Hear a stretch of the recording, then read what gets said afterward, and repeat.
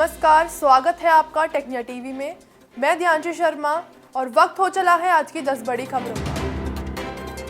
सोमवार को संसद के शीतकालीन सत्र का आगाज हो गया है। संसद का शीतकालीन सत्र 20 दिसंबर तक चलेगा। सत्र के पहले दिन संसद में जमकर हंगामा हुआ।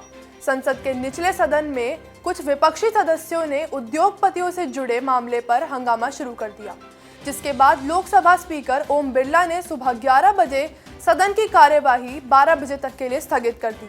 इसके बाद दोबारा कार्यवाही शुरू होने पर फिर से हंगामे के चलते सदन को 27 नवंबर को सुबह 11 बजे तक के लिए स्थगित कर दिया गया। वहीं 26 नवंबर को संविधान दिवस के उपलक्ष्य में दोनों सदनों लोकसभा और राज्यसभा की बैठक बुधवार तक के लिए टाल दी गई।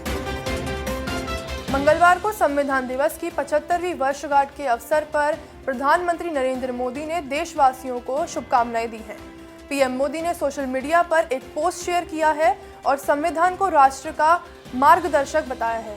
साथ ही पीएम मोदी ने कहा है कि भारतीय संविधान देश की हजारों वर्षों की परंपरा की आधुनिक अभिव्यक्ति है। देश अपनी पूरी क्षमता के साथ आगे बढ़ते हुए अपनी विविधता पर गर्व कर रहा है। केंद्र सरकार ने देश के किसानों को बड़ा तोहफा दिया है। सोमवार को हुई कैबिनेट की बैठक में राष्ट्रीय प्राकृतिक खेती मिशन को मंजूरी दे दी है। किसान हित में इस योजना पर कुल 2,481 करोड़ रुपए खर्च किए जाएंगे, जिनमें से 1,584 करोड़ रुपए केंद्र सरकार खर्च करेगी और 897 करोड़ रुपए का खर्चा राज्य सरकारें उठाएंगी। सरकार की इस योजना के तहत देश भर में प्राकृतिक खेती को बढ़ावा देने पर जोर दिया जाएगा। शुरुआत में इस मिशन में 1 करोड़ किसानों को जोड़कर 7.5 लाख हेक्टेयर क्षेत्रफल में प्राकृतिक खेती शुरू करने का लक्ष्य रखा गया है। प्रधानमंत्री नरेंद्र मोदी की अध्यक्षता में सोमवार को केंद्रीय मंत्रिमंडल ने वन नेशन वन सब्सक्रिप्शन योजना को हरी झंडी दिखा दी है। वन नेशन वन सब्सक्रिप्शन योजना से देश भर के करोड़ों छात्रों, शिक्षकों, शोधकर्ताओं और वैज्ञानिकों को लाभ होगा। इस योजना के तहत सरकार सभी विश्व प्रसिद्ध जर्नलों को एक ही प्लेटफॉर्म पर उपलब्ध कराएगी, जिससे सभी शैक्षणिक संस्थानों, शोधकर्ताओं, शिक्षकों और छात्रों को जोड़ा जाएगा। सरकार ने वन नेशन वन सब्सक्रिप्शन में कुल 30 प्रमुख अंतर्राष्ट्रीय जर्नल प्रकाशकों को शामिल किया है। इस योजना पर सरकार का करीब 6,000 करोड़ रुपए खर्च होने का अनुमान है।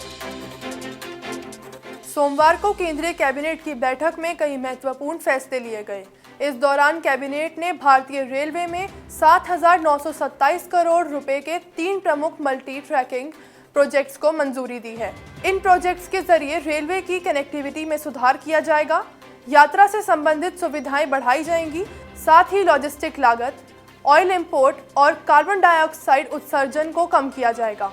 इसके अलावा कैबिनेट ने 2,773 करोड़ रुपए के बजट के साथ 3 राज्यों महाराष्ट्र, मध्य प्रदेश और उत्तर प्रदेश के 7 जिलों में रेलवे लाइन के विस्तार को भी मंजूरी दी है।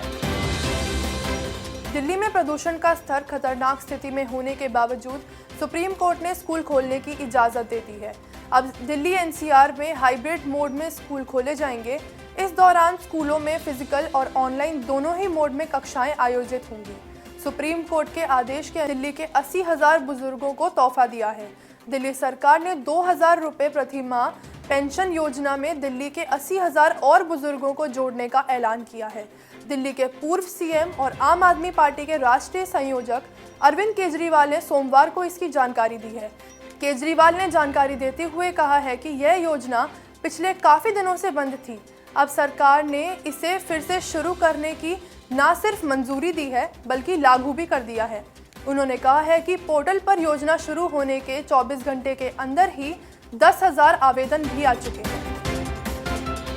दिल्ली से सटे नोएडा में मीडिया रिसर्च संस्थान प्रेरणा ने 22 से 24 नवंबर तक प्रेरणा विमर्श 2024 कार्यक्रम का आयोजन किया। कार्यक्रम का आयोजन नोएडा सेक्टर 12 के सरस्वती शिशु मंदिर के प्रांगण में किया गया। यह प्रेरणा विमर्श कार्यक्रम का 5वां संस्करण था। इस बार यह कार्यक्रम नारी शक्ति राष्ट्रीय वंदन यज्ञ थीम के साथ आयोजित हुआ। इस कार्यक्रम में 1,000 से अधिक नारी शक्तियों ने 108 कुंडीय यज्ञ में आहुतियां दी और राष्ट्रीय वंदन, नारी शक्ति, नारी कर्तव्य और नारी सशक्तिकरण को बढ़ावा देने का संकल्प लिया। इस मौके पर लोकमाता अहिल्याबाई होलकर पर केंद्रित प्रेरणा विचार पत्रिका का लोकार्पण भी किया गया। ऑस्ट्रेलिया के पर्थ में 5 मैचों की test series Border Gavaskar trophy का आगाज हो गया है। सोमवार को टूर्नामेंट के पहले क्रिकेट टेस्ट में भारत ने ऑस्ट्रेलिया के खिलाफ शानदार जीत दर्ज की है। भारत ने पर्थ के ऑप्टस स्टेडियम में ऑस्ट्रेलिया को 295 रनों से हराया है। पहले मुकाबले की पहली पारी में भारत ने 150 रन बनाए, जबकि कंगारू टीम 104 रन ही बना सकी। वहीं मैच की दूसरी पारी में भारत ने 6 विकेट पर 487 रन बनाकर ऑस्ट्रेलिया को 534 रनों का लक्ष्य दिया, जिसका पीछा करते हुए कंगारू टीम 238 रनों पर ऑल आउट हो गई। भारत अब सीरीज में 1-0 की बढ़त पर है। सीरीज का दूसरा टेस्ट 6 दिसंबर को एडिलेड ओवल में खेला जाएगा। 25 नवंबर को 52वें इंटरनेशनल एमी अवार्ड्स 2024 के विनर की लिस्ट जारी हो गई है। भारत में इस इवेंट को 26 नवंबर की सुबह लाइव टेलीकास्ट किया गया।